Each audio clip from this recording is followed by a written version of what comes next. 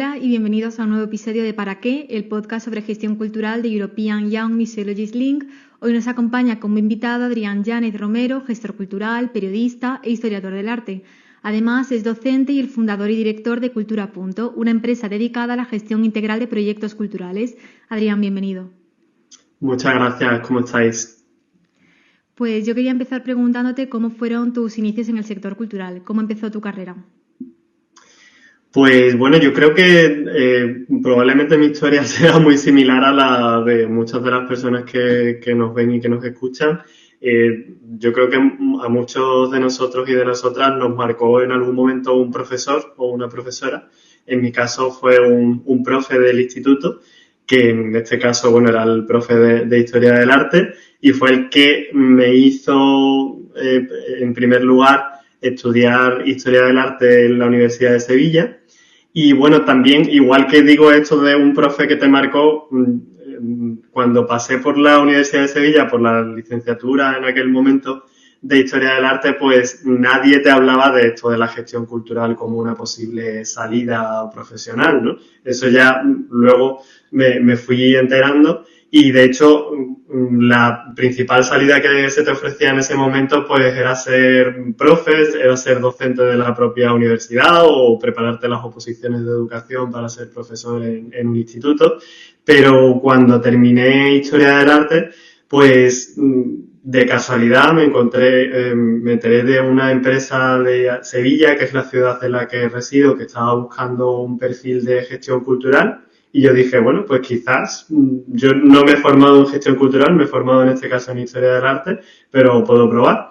Hice una entrevista, empecé a trabajar con esta empresa con la que estuve como unos 8 años, sobre todo dedicándome a la gestión del patrimonio cultural. Y ya de ahí pues fui enlazando una cosa con la otra hasta, bueno, pues hasta después estudiar periodismo para especializarme en la comunicación cultural y bueno, acabar dedicándome de manera plena a esto de la gestión cultural ya desde hace unos 15 años más o menos. ¿Crees que es difícil hacerse un hueco en el mundo de la gestión cultural en España?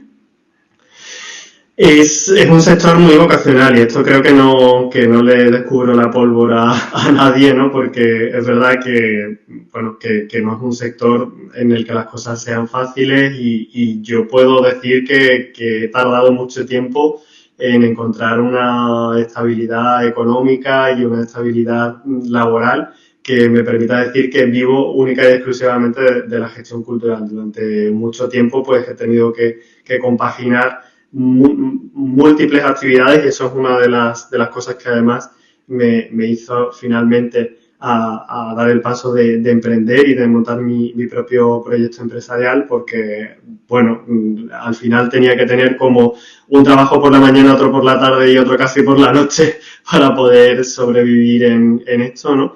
Las cosas no son fáciles porque, bueno, la cultura no es tomada muy en serio en el mundo en el que vivimos, ¿no? Y vivimos tiempos bastante difíciles para la cultura, pero si tienes vocación y apuestas por esto de dedicarte a la cultura, pues es que te atrapa y finalmente no tienes otro camino casi, ¿no? Y acabas rindiéndote y dedicándote a algo que te apasiona y que te gusta, ¿no?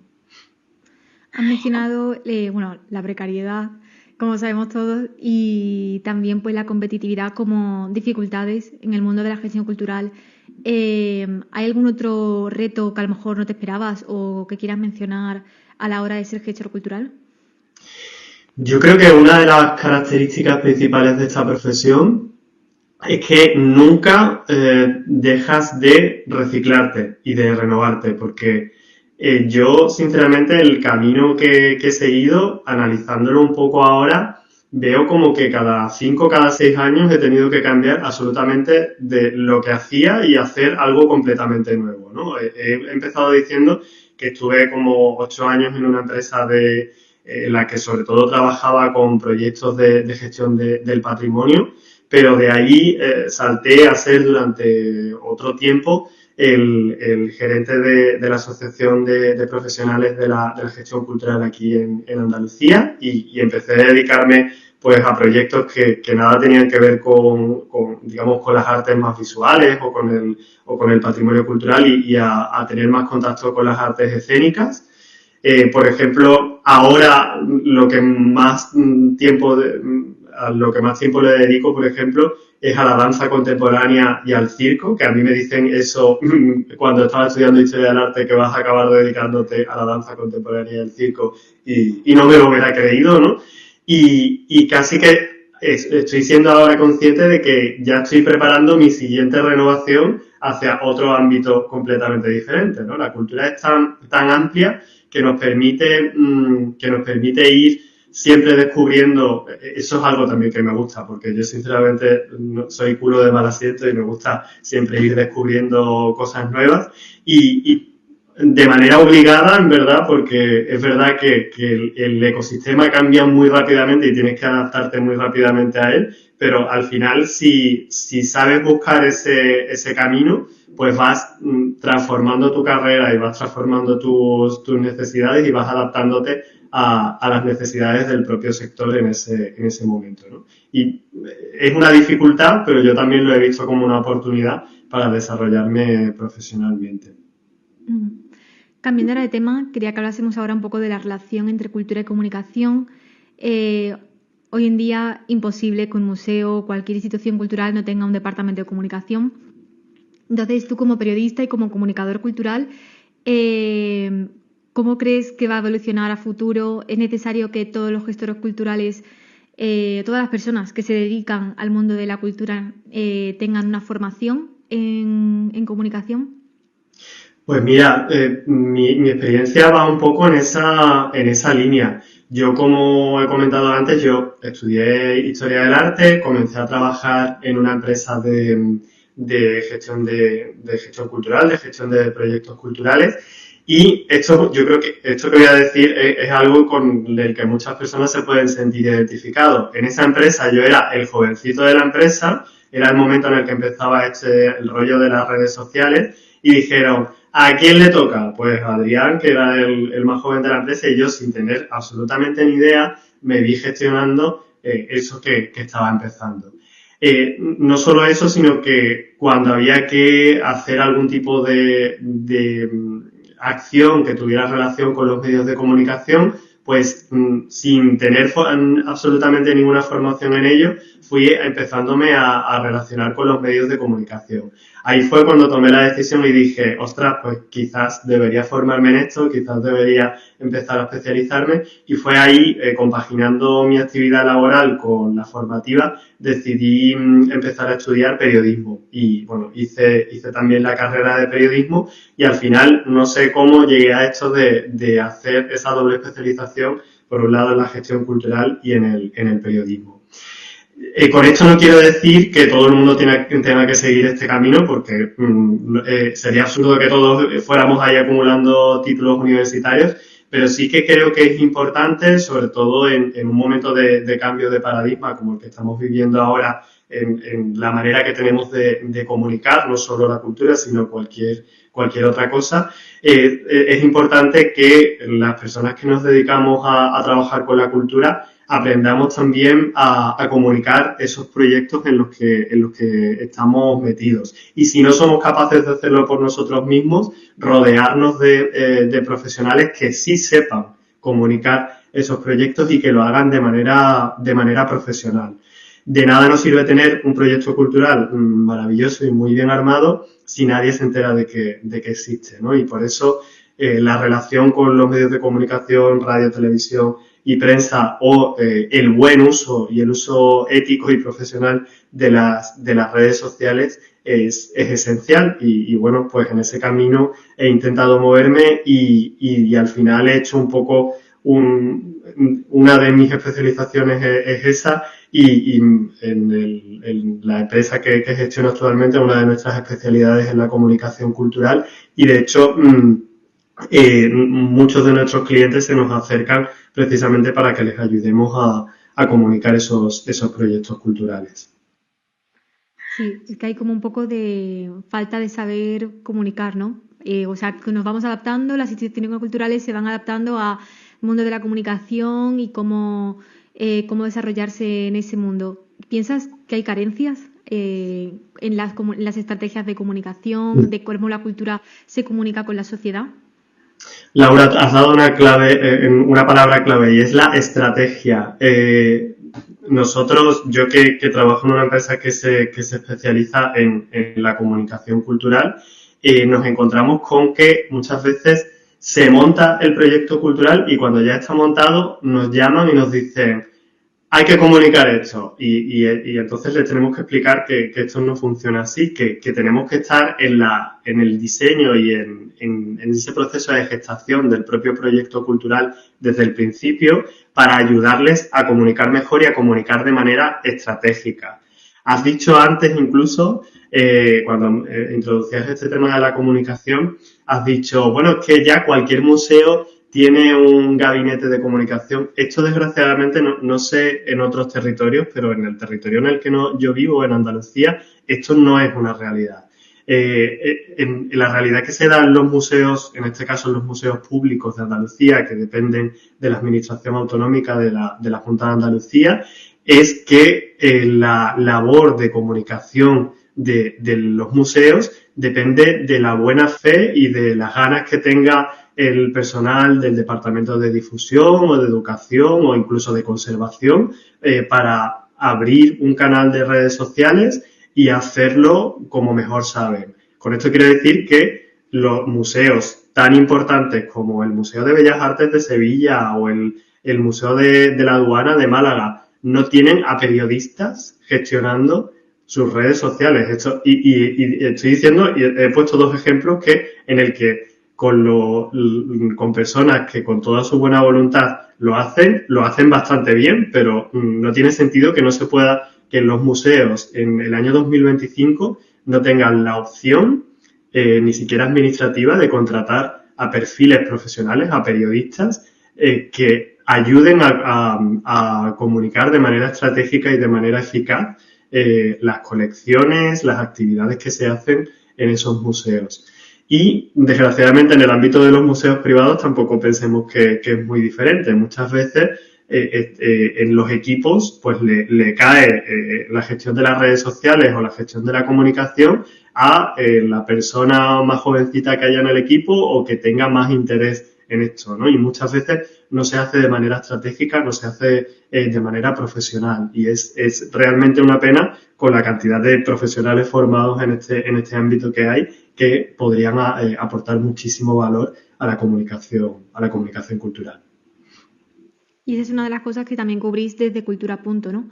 La comunicación, porque es esencial y se infravalora o se ve por encima, no se le dedica la atención que necesita. ¿Nos puedes contar cómo nace Cultura Punto, el proyecto, cómo se desarrolla todo? Pues mira, al final, como todo lo que me ha ocurrido en mi vida, ha sido un poco por casualidad y por darle respuesta a una necesidad que iba detectando, ¿no?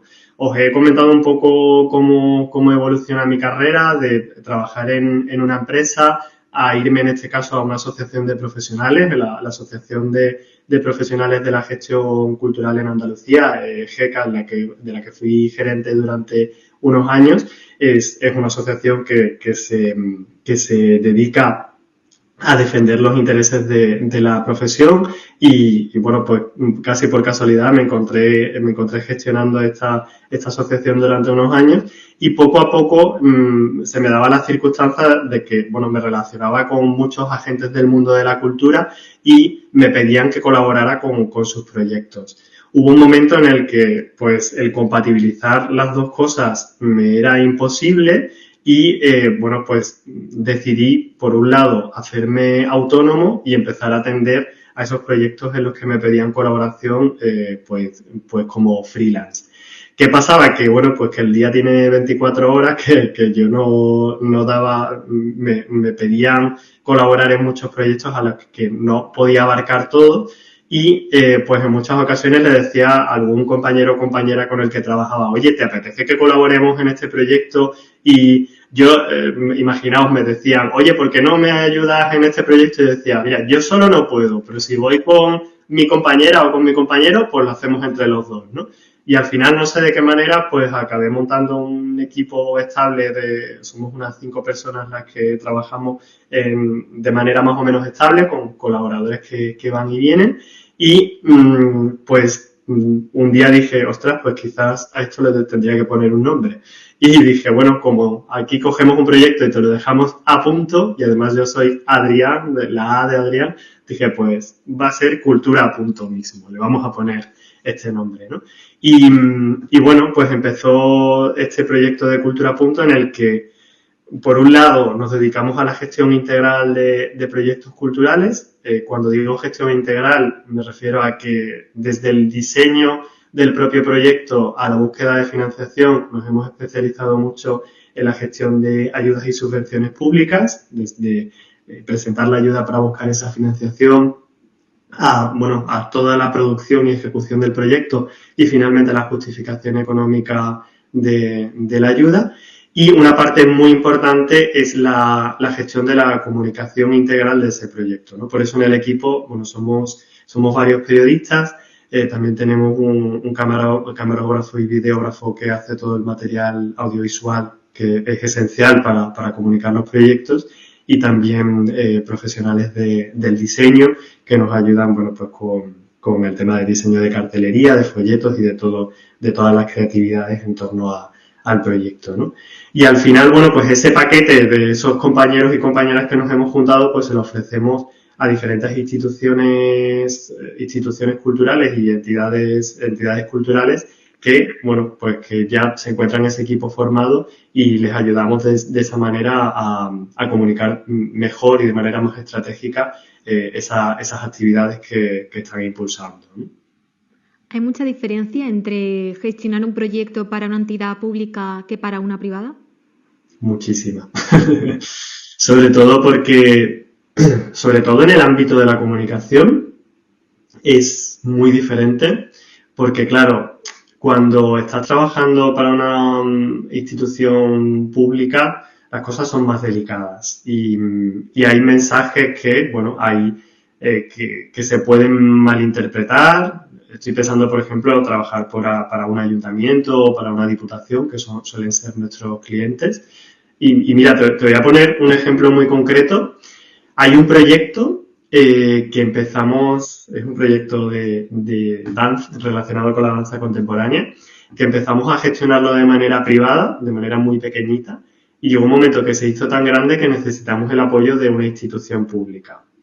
Y no te puedes imaginar las diferencias entre cuando ese proyecto era completamente privado, nosotros hacíamos la comunicación que nos daba la gana, a el momento en el que hay una institución pública que está detrás de ese proyecto. Tienes que ser mucho más cuidadoso y mucho más delicado, y tienes que contar con que los portavoces de ese proyecto ya son una figura política y, por tanto, una figura que además que está fiscalizada, en este caso por una oposición política. Entonces, pues hay que tener mucho cuidado con el mensaje que se traslada y hay que ser mucho más cuidadoso. Cuando estás diseñando ese mensaje ya entran muchos más condicionantes, ¿no? Y lo estoy diciendo además tenemos la suerte en esta empresa que nos llaman de todas las formaciones políticas, porque al final nuestro trabajo es técnico, y por eso, bueno, pues trabajamos con instituciones en las que gobiernan partidos diferentes y afortunadamente nos tratan siempre desde ese punto de vista técnico, independiente absolutamente de ideologías y de condicionantes, en este caso políticos, pero al final estás trabajando para una institución en la que tienes que ser mucho más cuidadoso y mucho más delicado, ¿no? Antes decías que en Cultura Punto también hacéis esa búsqueda de financiación para el proyecto. ¿También hay diferencia con la financiación de un proyecto público y otro privado? Desgraciadamente en España, además, es que tenemos muy poca cultura del patrocinio y del mecenazgo de la cultura por parte de entidades privadas. Además, bueno, nuestra legislación, la tan ansiada ley de de patrocinio y mecenazgo que llevamos reclamando tantísimo tiempo desde el sector cultural, no acaba de llegar en la forma en la que nos gustaría, y por eso, bueno, pues tenemos una dependencia absoluta de las administraciones públicas.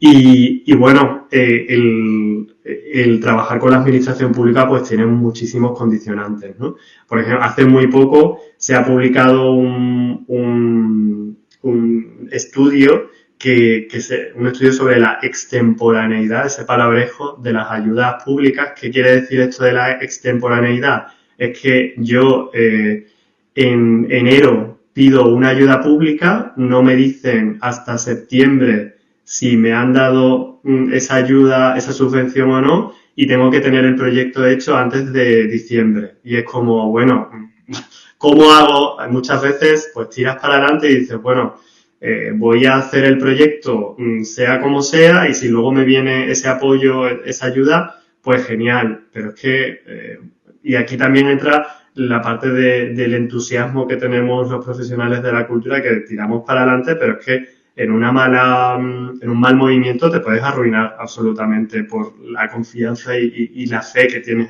en tu proyecto, ¿no?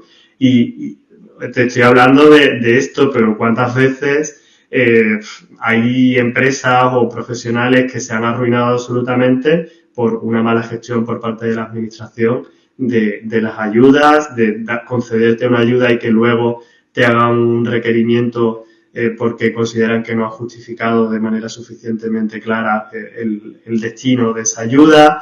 También, bueno, lo que en el sector llamamos un poco la violencia burocrática, ¿no? Porque hay, no, el sector de la cultura no es el único que recibe ayudas y subvenciones, son muchos sectores de nuestra economía los que lo tienen, pero sobre el sector de la cultura hay como una permanente sospecha de que estamos intentando engañar a la administración, cosa que no es verdad, porque los profesionales no nos movemos en esas dinámicas, pero eso nos precariza también mucho y es muy, muy peligroso para que podamos hacer una cultura de calidad y para que podamos tener una estabilidad en el desarrollo de algo tan esencial como la cultura, ¿no? Uh-huh. Eso también supongo que lo de acertar o no acertar con una inversión cultural tiene que ser uno de los retos, por decirlo de alguna manera, de emprender en el sector cultural. Sí, al final esto es estar muy atentos a qué está ocurriendo a tu alrededor, detectar una necesidad y especializarte en eso y tirar por ese camino, ¿no? Antes te decía que a mí me llegan a decir hace 15 años que me iba a dedicar a la gestión de proyectos en el ámbito de la danza contemporánea o del circo contemporáneo. Yo hace 15 años no tenía ni idea ni que era la danza contemporánea ni que era el circo contemporáneo, ¿no? Pero al final detecté un mercado que era dinámico, que tenía necesidad de profesionales que gestionaran esos proyectos, y al final yo una metodología que había aprendido en el ámbito de las artes visuales o de la gestión del patrimonio, digo, bueno, es que esto mismo que he aprendido aquí lo puedo aplicar. Lo bueno de profesionales como nosotros es que somos profesionales muy versátiles que nos podemos adaptar a cualquier circunstancia casi, ¿no? Yo tengo muchos amigos por ejemplo, del ámbito de la ingeniería o de la medicina, y es como que recibes una formación solo para hacer una cosa, hacerla muy bien, pero una única cosa. Y a nosotros y nosotras recibimos una formación súper versátil, con herramientas muy variadas, que nos permiten hacer esto y mañana una cosa completamente diferente, pero tenemos también esa intuición quizá de adaptarnos a momentos diferentes y a necesidades diferentes, ¿no? Y al final, bueno, la nuestra es una ciencia humana, tiramos de empatía y al final, pues, lo que hacemos es responder a las necesidades de lo que la persona que tenemos delante o el proyecto que tenemos delante nos demanda. Volviendo a Cultura Punto, desde su fundación, ¿ha cumplido con todas las expectativas que tenías para la empresa? Pues casi que las ha superado y me ha sorprendido porque, a ver, si el otro día además me preguntaban ¿cuándo nació Cultura Punto? Y digo, que realmente no sé decirte porque ¿Cuándo fue? Cuando presentamos los papeles para tal, cuando abrí la página web, cuando... Entonces, realmente, Cultura Punto empezó siendo yo como profesional individual, ¿vale? Que llegó un momento en el que necesité darle un nombre a lo que venía haciendo de manera intuitiva y venía haciendo de manera informal durante un tiempo, ¿no? Sinceramente no pensé que fuera un proyecto en el que estuviera presente en tantos ámbitos diferentes, ¿no? Porque bueno, nuestra lista de clientes es súper variada, desde asociaciones de profesionales, como puede ser la Asociación de Compañías de Danza de Andalucía o la Asociación de Circo de Andalucía, a diferentes ayuntamientos de diferentes puntos de Andalucía, instituciones como el Instituto Andaluz de Patrimonio Histórico o asociaciones también como la Asociación de Museólogos y Museógrafos de Andalucía. Al final, bueno, son clientes muy diferentes que nos van demandando cosas y casi que estás metido en esta dinámica de ir atendiendo a esos clientes que casi que ni te da tiempo a pararte a analizar ¿he cubierto mis expectativas? Pues sí, imagino que sí, incluso se han superado porque, bueno, afortunadamente, y voy a tocar madera, el trabajo no falta y son cada vez son más los colaboradores y el equipo que conformamos la empresa y esperemos que dure mucho, aunque como te digo, siempre estamos como con un ojo en qué es lo siguiente, ¿no? Y bueno, esto está cambiando continuamente y por eso ya tenemos que ver cuáles son los retos siguientes que se nos plantan por delante, ¿no? ¿Tenéis establecidos algunos objetivos a futuro? Pues mira, por ejemplo, hay un tema que nos apasiona ahora y en el que estamos poniendo muchos esfuerzos, que es el de la mediación cultural.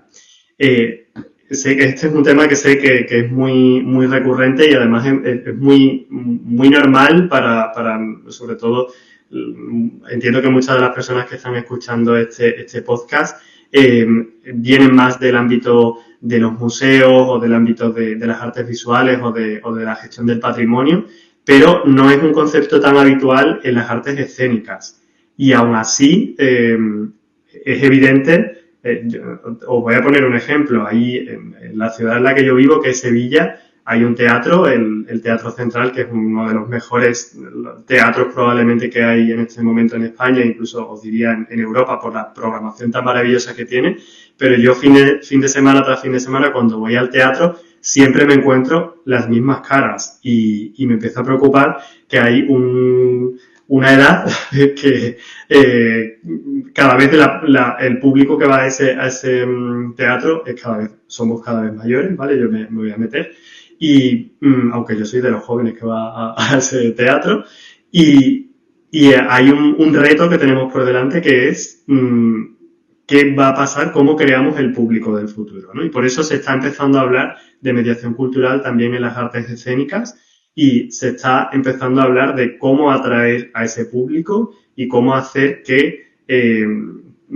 os pongo también otro ejemplo cercano y es que desde hace 1 año y medio uno de los teatros más importantes de la ciudad en la que vivo, el Teatro Lope de Vega de Sevilla, está cerrado por una decisión del Ayuntamiento de Sevilla y no ha habido manifestaciones de personas en la calle decir, oye, que nos han cerrado un teatro. Y ahí está la clave de por qué esto no ha ocurrido y es porque no hay una comunidad en torno a ese teatro. ¿Os imagináis que mañana una administración decide cerrar el Museo del Prado? Sería imposible, ¿no? La gente saldría a la calle.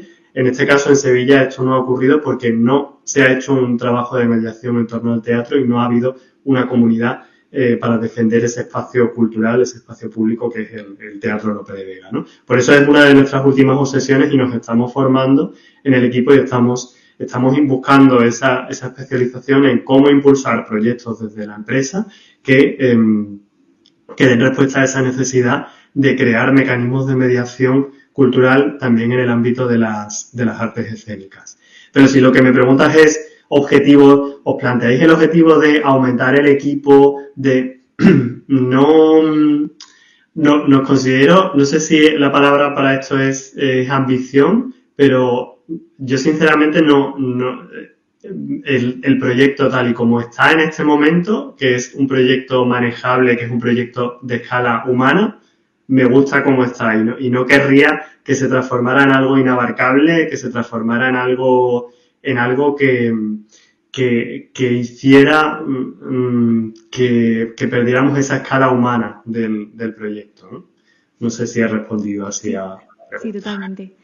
Me ha parecido muy interesante lo que has dicho de cómo se han cerrado, cómo ha cerrado ese teatro en Sevilla y cómo pues socialmente no ha causado ningún impacto.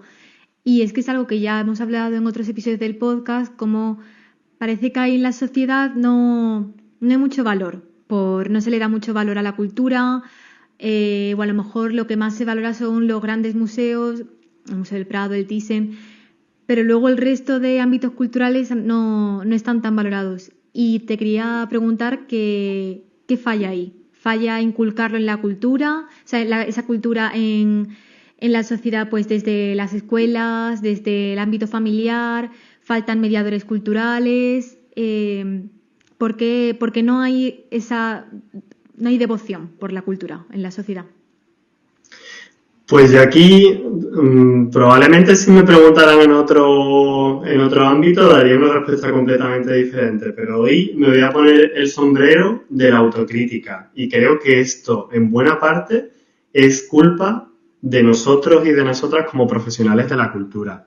Que hemos considerado además, estos días me estoy leyendo un libro súper interesante que recomiendo que se llama Cultura Ingobernable y es un libro en el que se reflexiona eso mucho de el halo de misterio y de misticismo que le hemos dado a la cultura diciendo que es una cosa como súper sublime, no podemos perder de vista que la cultura es algo cotidiano, es algo que no podemos además diferenciar entre la alta cultura y la cultura popular, porque todo es lo mismo, todo es una expresión de lo que somos como seres humanos. Y creo que una de las claves de por qué la sociedad en general no valora la cultura como algo que defender, igual, o sea, esto nos ha pasado además con la pandemia, ¿no? Y con muchas cosas de la educación y la sanidad como bienes esenciales, pero nadie hablaba de la cultura como un bien esencial, ¿no?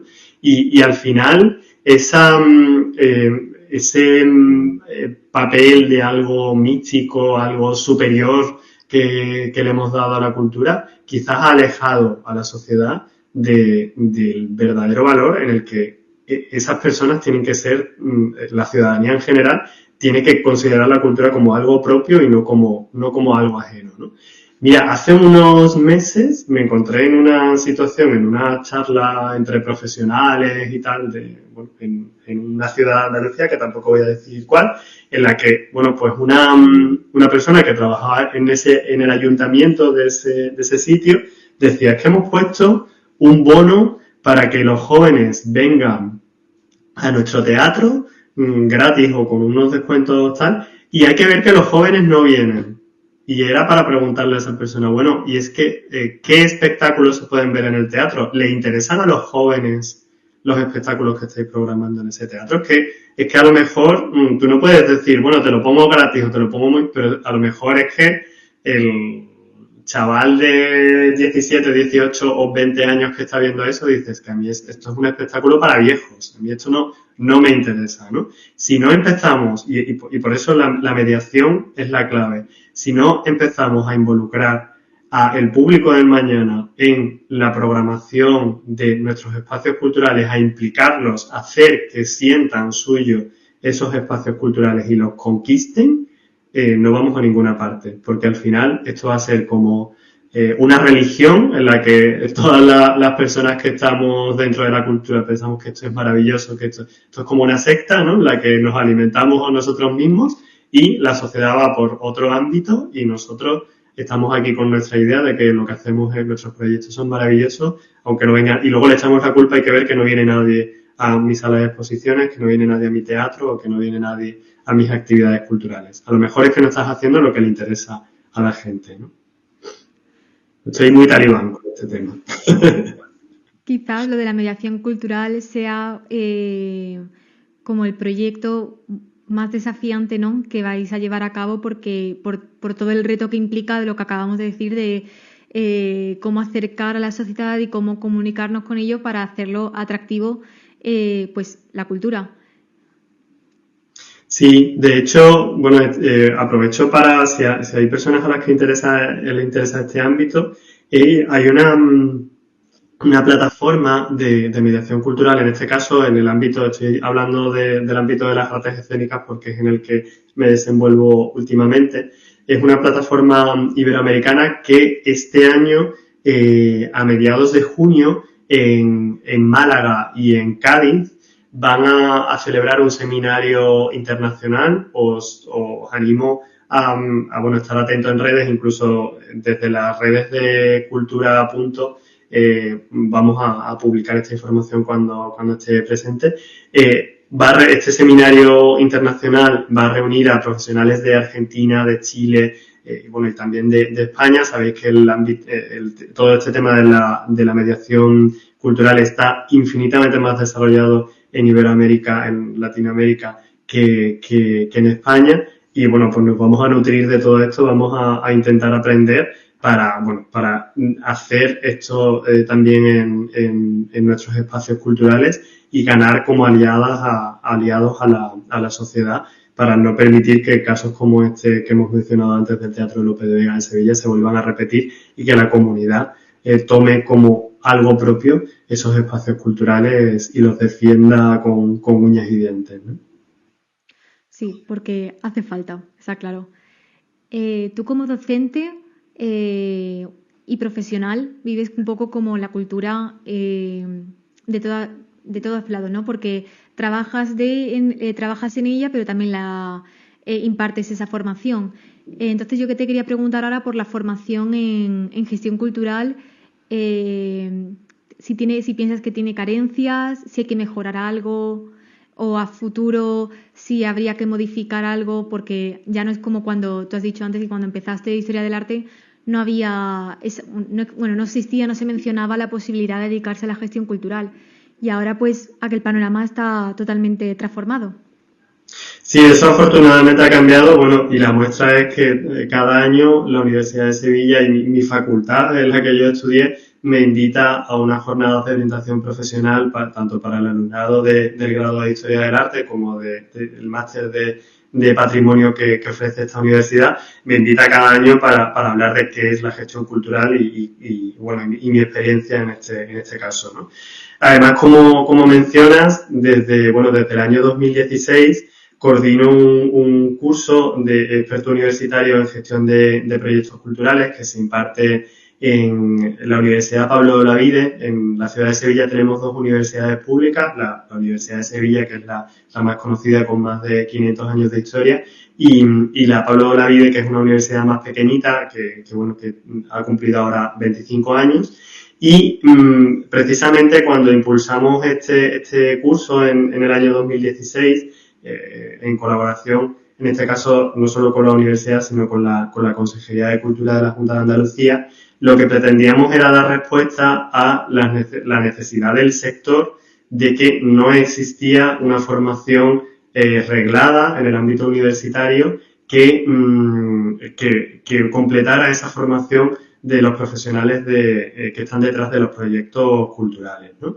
Y bueno, en todos estos años que llevamos impartiendo el curso, este es un curso en el que participamos unos 20 docentes, un equipo súper amplio, en el que hay, pues profesionales, todos ellos en activo de la gestión cultural. Pues evidentemente la clase de gestión cultural en el flamenco pues la da un profesional vinculado al flamenco, la de comunicación la da un profesional vinculado a la comunicación cultural, la de artes escénicas, pues todo al final son clases en las que el alumnado tiene la posibilidad de contactar con estos profesionales en activo, y además lo que se hace es desarrollar un proyecto cultural real a lo largo de los 4 meses que dura el curso, a través de una metodología que se aplica a otros ámbitos empresariales, que es la del design thinking, para que ese proyecto cultural que impulsamos pues dé respuesta a una necesidad real de la sociedad, ¿no?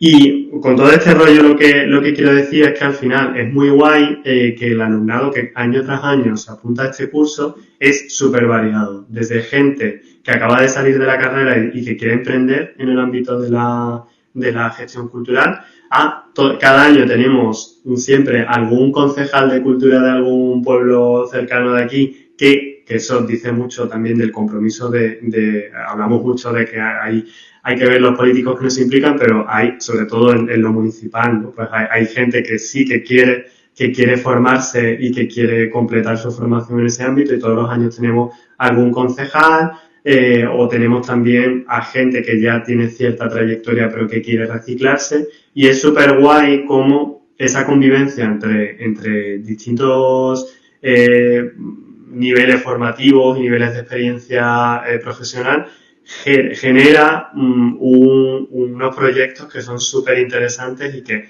acaban llevándose a la vida real. Con esto lo que quiero decir es que en nuestra profesión jamás se termina de aprender y siempre necesitamos formarnos y es verdad que existen pocas instituciones educativas, sobre todo en el ámbito de la universidad, que a un precio módico, porque bueno, todos sabemos que hay másteres maravillosos, pero que son carísimos.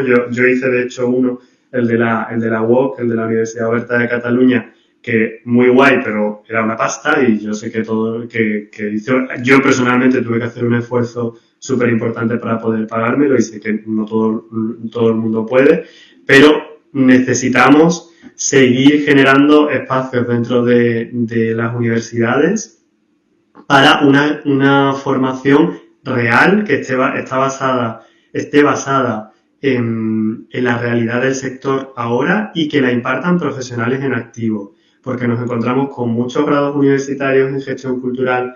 En Andalucía tenemos dos, en dos universidades públicas, en las que desgraciadamente la formación que se está dando no se ajusta a la realidad porque los docentes que dan clases en esas acciones formativas no siempre tienen una experiencia real en el ámbito profesional de la gestión cultural y tienen una experiencia más académica que real, ¿no? Me estoy metiendo aquí en un fregado, pero yo creo que quien conoce más o menos esto de cerca sabe que es así, ¿no? Sí, porque se imparte más teoría y no se desviamos un poco el foco de la práctica, que al final es donde tiene que estar toda la Y la importancia. teoría es importante también, pero Sí, es el peso, vamos, y esto te lo digo yo y probablemente en tu experiencia, yo he tenido profesores en periodismo que no habían pisado una redacción en su vida. Entonces, al final esas cosas pues influyen cuando vas al mercado real, te encuentras con que lo que has aprendido en la facultad no tiene absolutamente nada que ver. pues ya para terminar te quería preguntar si tienes alguna recomendación o consejos que puedas darle pues a todos esos jóvenes que se quieren dedicar al mundo de la gestión cultural o al mundo cultural en general, pero que no saben por dónde empezar. Pues la recomendación es que tengan pasión, que tengan vocación, porque en esta profesión, desde luego, si no es con pasión y si no es con vocación, pues no empieces ni siquiera el camino. Luego que no se desanimen, que si tienen claro su camino, que se formen, eso es muy importante que tengan una formación sólida, que también que se dejen llevar por la intuición y que esto es una profesión de muchos altibajos, que habrá momentos en los que la cosa esté mejor, en la que esté peor, pero que si tienen claro ese camino, que confíen, que se sepan rodear de buenas personas, que se sepan rodear de buenos compañeros y que cuando no lleguen a abarcarlo todo, sepan pedir ayuda a quien está realmente especializado en ese ámbito y que esta es una ciencia humana, así que construyamos desde la humanidad, desde esa escala humana de la que decíamos antes y desde el compromiso en creernos que haciendo cultura pues transformamos el mundo y lo hacemos mejor. Pues muchísimas gracias, Adrián, por estar aquí con nosotros y haber formado parte del podcast. Ha sido un auténtico placer. Muchísimas gracias a vosotros por invitarme y mucha suerte con este proyecto tan interesante. Gracias. Pues hasta la próxima. Hasta la próxima.